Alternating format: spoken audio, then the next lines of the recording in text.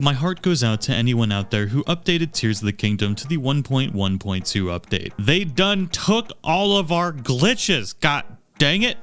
Except for one, and that's the one we're going to be going over today. Now, before we get into the new glitch, let's go over all the things that have been patched so you're not wasting your time. The shield surfing glitch where you could duplicate items, gone. The glitch where you could jump off a ledge and use your glider and then go into your inventory and then just drop items and hit B and Y no longer works. If we try and do it now, what's going to happen is once we hit these buttons, we're going to exit, the items are going to drop, but it is not going to sort your inventory and duplicate your items anymore. The super duper unbreakable master sword, no longer a thing in the game. Well, if you glitched one before, you still have it in your inventory, but you can no longer do it again. And the ability to add all elements to your Master Sword is also gone. But there is something really cool. If you did take advantage of my food glitch, and you still have this glitched out roasted bass, or any other things that you glitched out to be able to make a really good meal, you could still continuously make like seared steak or seared bass and get more of these items. So make sure not to use all of them if you want to keep that stuff. Right now we have 20 roasted bass with the plus 25 temporary hearts. And if we take a bunch of these bass and drop them on the ground, we can use a flame emitter on our shield and we can roast the bass just like this. All we gotta do is just wait for them to be cooked.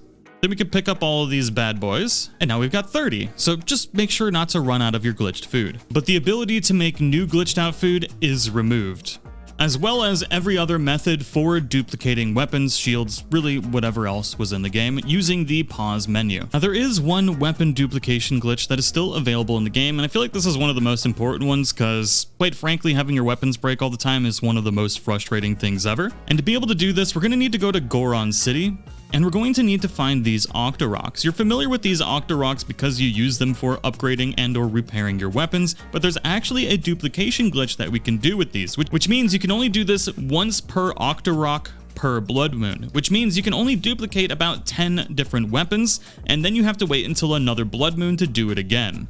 Once you find an Octorock, stand in front of it and make a new save game. And then what we need to do is find the weapon that we want and drop it on the ground. Go ahead and prepare your recall. And what we need to do is let the Octorock suck this in and then activate recall before it gets the item into its mouth. If you fail at this, reload the save that we made.